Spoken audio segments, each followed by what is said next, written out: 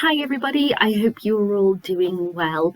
It's been a week since you last saw me and I really don't have much of a life update because I've just been working. I just had my usual week of work and reading when I've gotten home and such, and watching the latest episode of The Traitors here in the UK. We've now only got 3 episodes left of series 3. I've really enjoyed it so far, so yeah, I'm intrigued to see how that will play out, how it'll all end this coming Friday.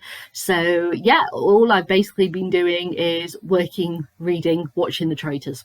That's my life. And I'm actually going into the office tomorrow to be part of a mental health related social event, and I decided to bake myself and well, not myself as in it's all for me, but bake for everyone else some vegan chocolate brownies, because I didn't know if there would be vegan alternatives for me to have now that I'm a vegan. So I thought, okay, I'll make a batch of chocolate brownies, which came out beautiful, but my house just smells of chocolate brownies, which is making me rather hungry. So if my stomach rumbles during the course of this, I apologise. I cannot help it. It just smells so amazing in my house right now. And it's it's quite interesting that I'm doing this review whilst I have been baking and such today, because I'm here to talk about Lessons in Chemistry by Bonnie Garmus, a debut novel set in the bulk of the story is like the early 1960s, but we do go back about 12 to 13 years through the course of this. So the early 1950s really is where a load of the story does take place, but the bulk of this is actually set in the early 1960s. And it follows a woman called Elizabeth Zott.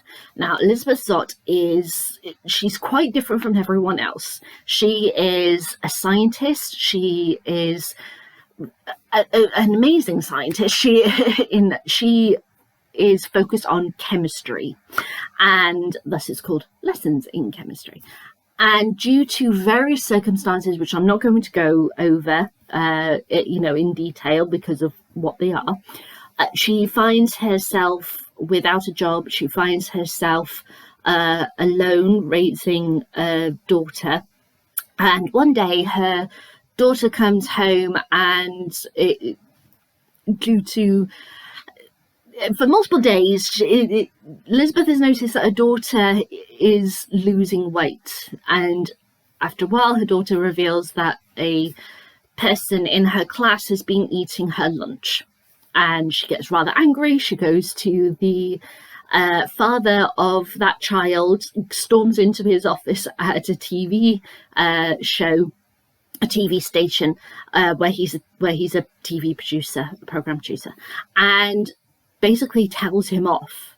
And in that interaction, he sees her and just realizes, oh, this woman's quite interesting. And because they're talking about food, and she's talking about the chemistry that makes the food and what it's full of, the goodness and everything that's needed in order to survive, in order to gain weight, to be healthy and such, he goes, we could do something here.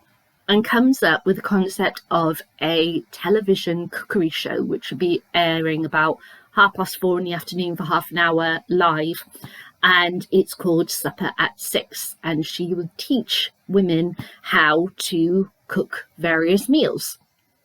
And it's because of Elizabeth being a scientist, she brings it from a scientific point of view. She teaches the women, her key audience, not just how to cook, but she explains the chemical components that is in every ingredient, how they react to each other in the various different ways, why you need like self-raising flour in order to be able to make cake or something like that.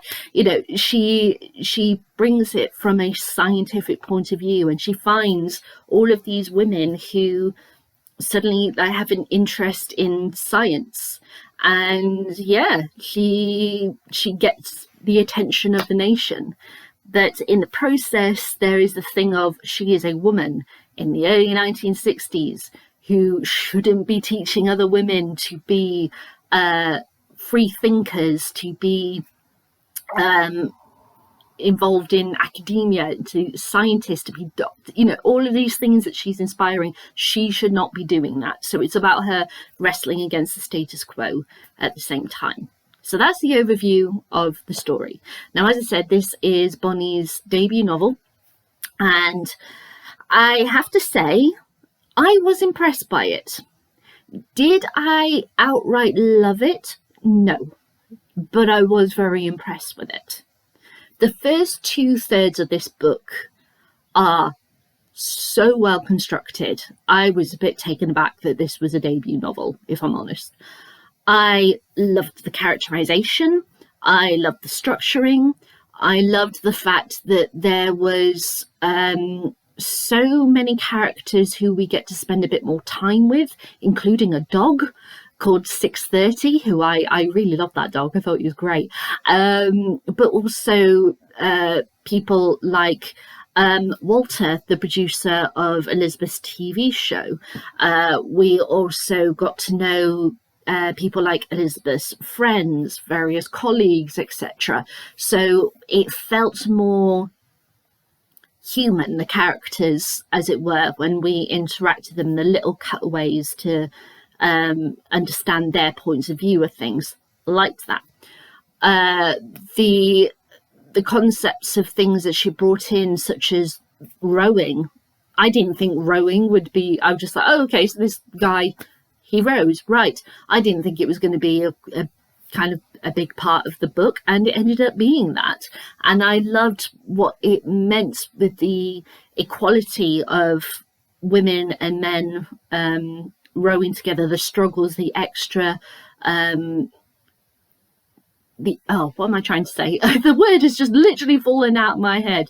The extra work that Elizabeth has to do in order to equal them, the power, the time that takes, and the dedication that it takes to do that.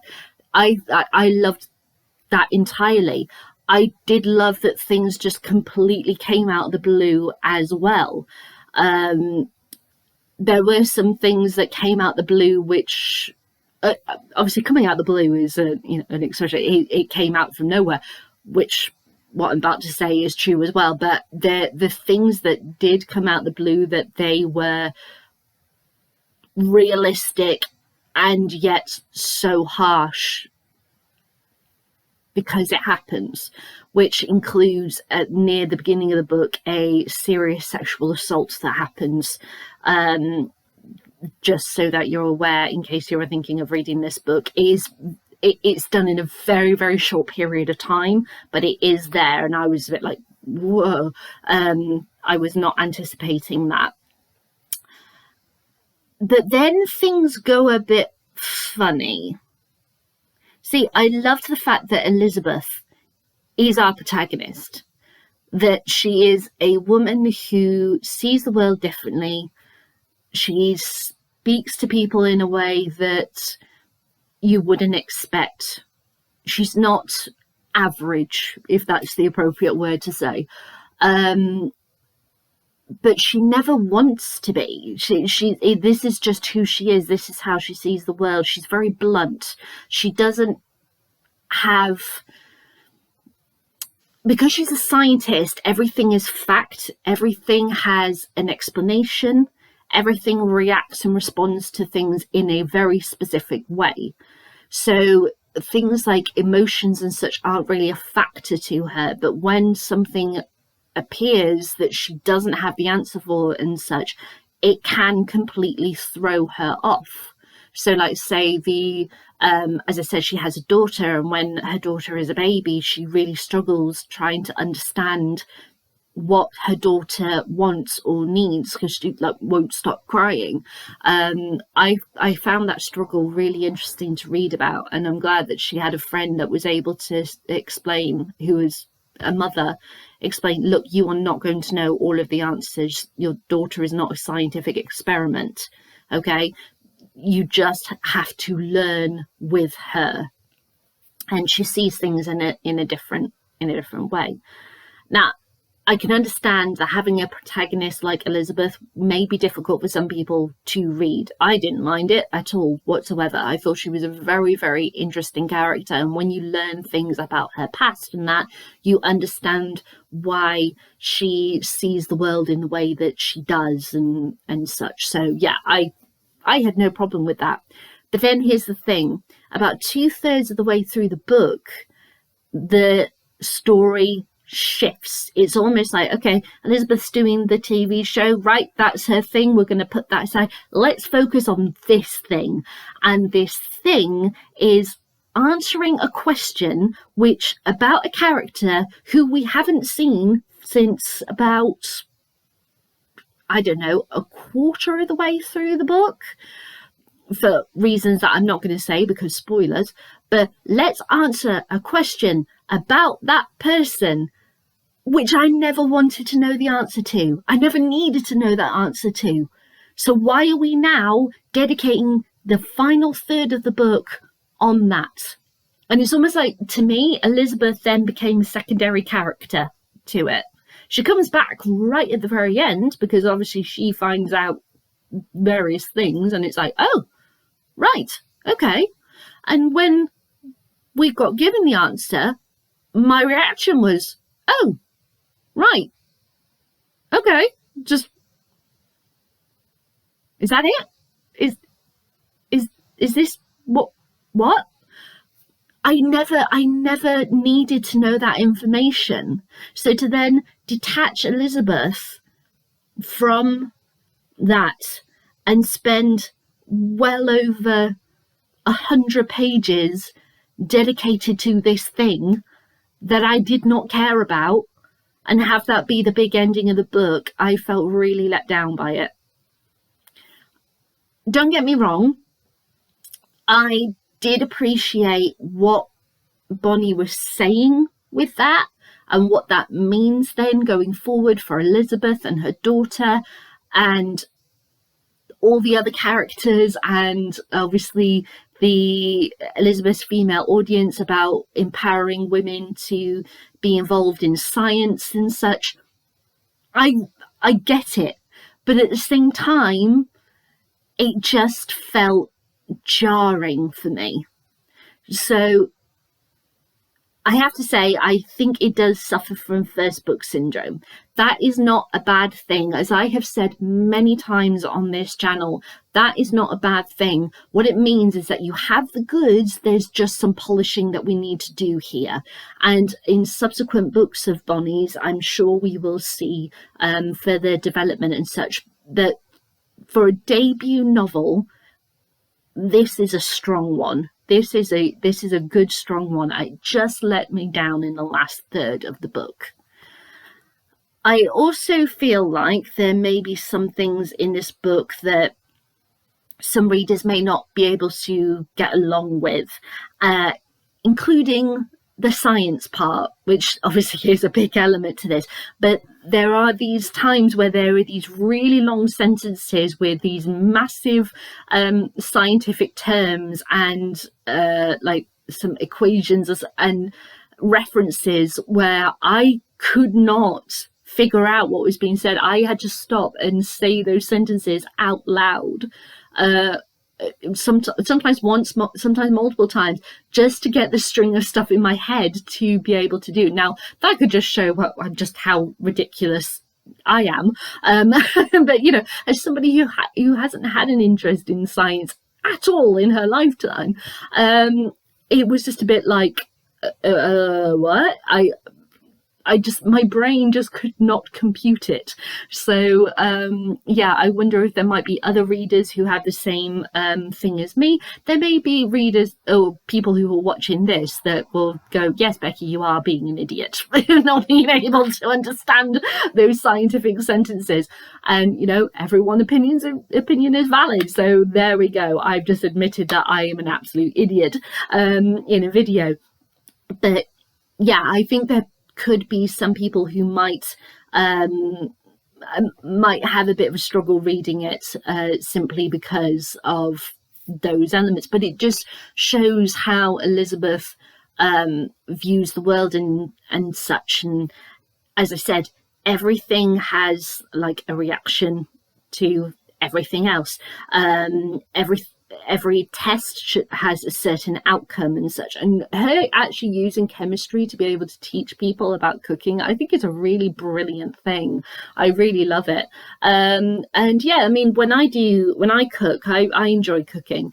I do things a certain ways because it's just the way that I do that. So for example, whenever I have something I'm going to make, I have, clear counter. I lay out what the exact ingredients that I need. I do all the prep. I put the prep into various bowls, and sometimes I'll even, the particular order of the bowls doesn't really matter, but sometimes if there's something that I'm doing big, I will put the bowls in order of each step.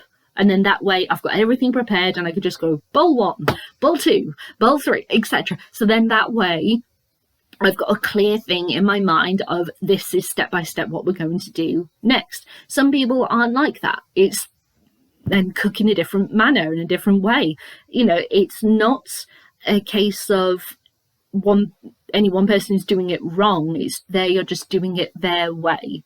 And the various things that happen in this book and the way in which Elizabeth sees the world is just her way. It's a very, very interesting novel and very, very interesting story. It just, as I said, felt that for me, that the final third, it just goes off on a complete tangent and starts following something which I didn't need to learn. I didn't need the answer to. I didn't know why she was doing it. It just felt a bit wrong. If that's the right word. But I do love the fact that this book celebrates everyone as an individual. So there is a really beautiful moment. This isn't a spoiler, but there is a really beautiful moment where Elizabeth, she's doing a cooking show, because it's 30 minutes and it's live. She's like, oh, that's cooking now.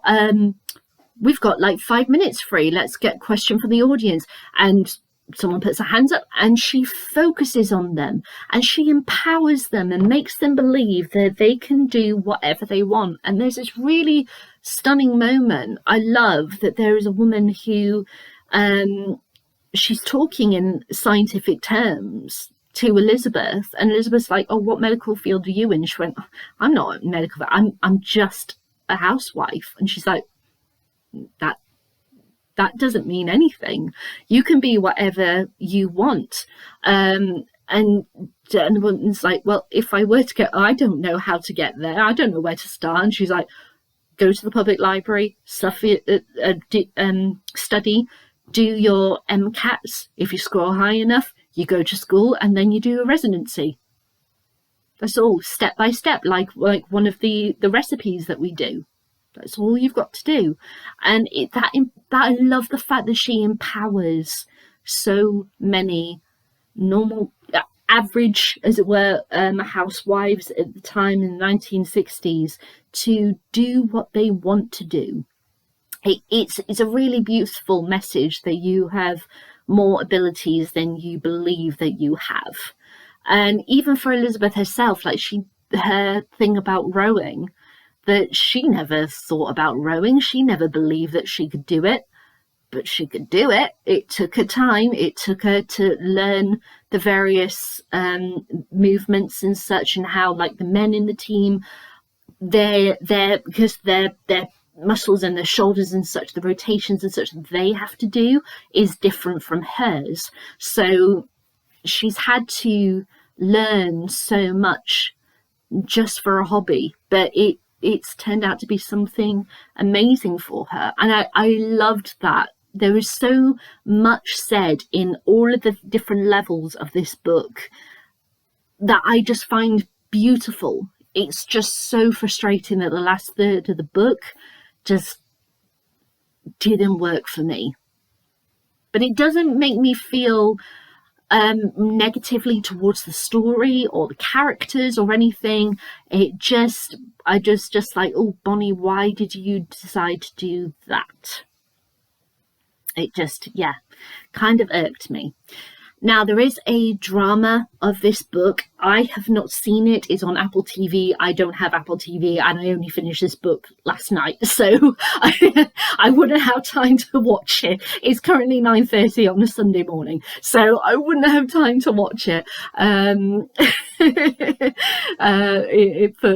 for today. But I have watched the trailer, and I've watched a multitude of clips off YouTube and such, and overall I am very impressed with what they've done.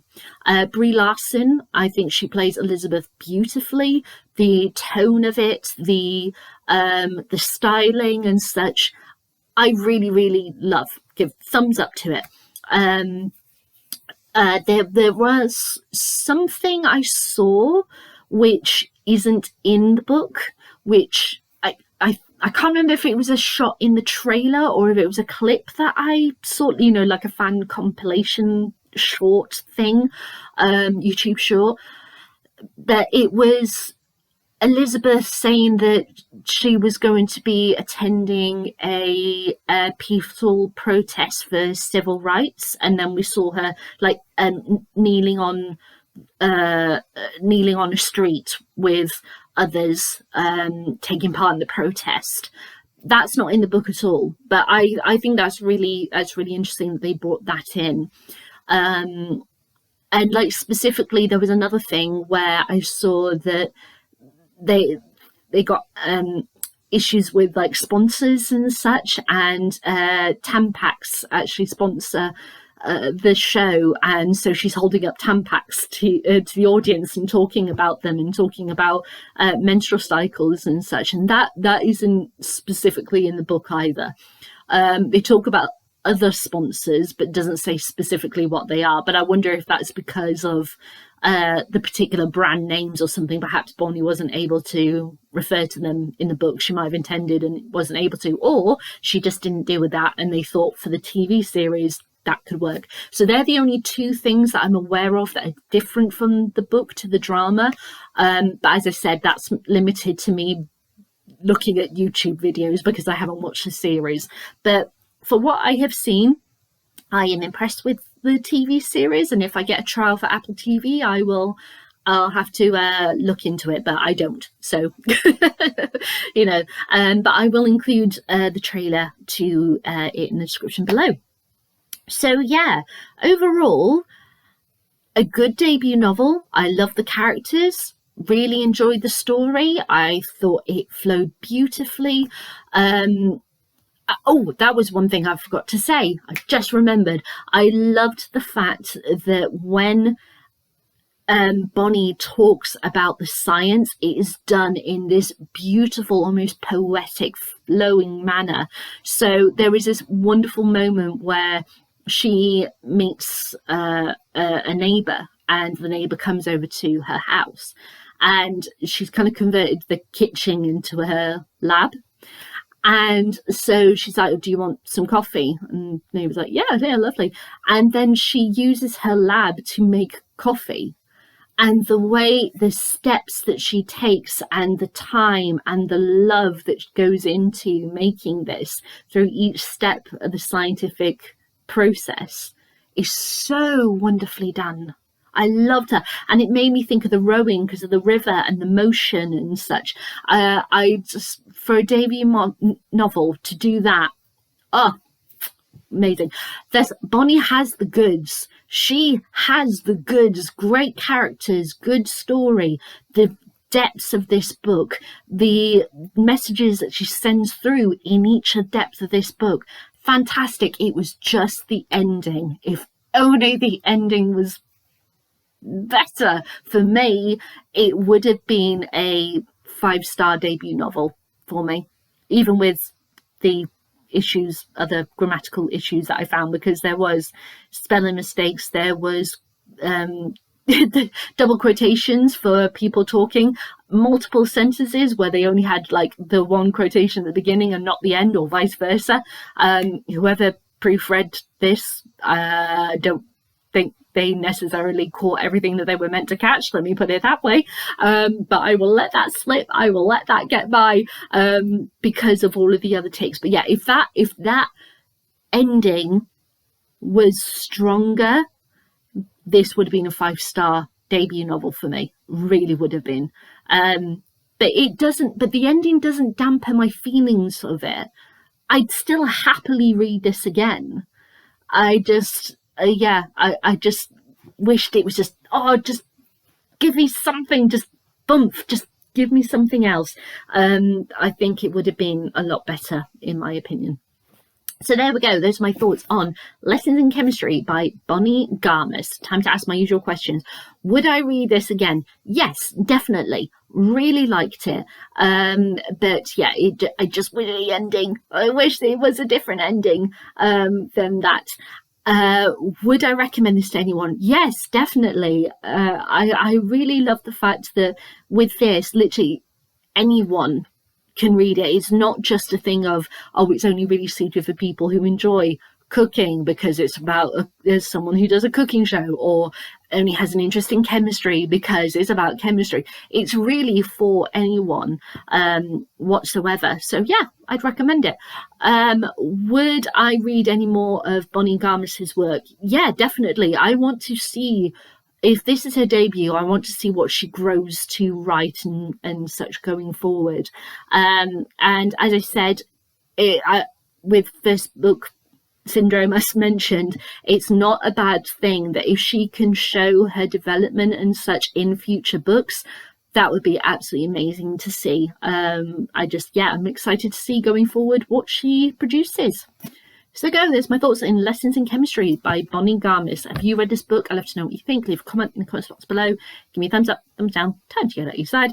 And I'll be back to my thoughts on my next read, which is Deception. This is a collection of short stories by Roald Dahl, produced by Penguin Books, which is on the concept of deception. So it's 10 short stories by Roald Dahl. It's been a long time since I've read one of Roald Dahl's short stories, and it's obviously for adults rather than children. So, and it says, why do we lie? Why do we deceive those we love most? What do we fear revealing? In these 10 tales of deception, Roald Dahl explores our tireless efforts to hide the truth about ourselves.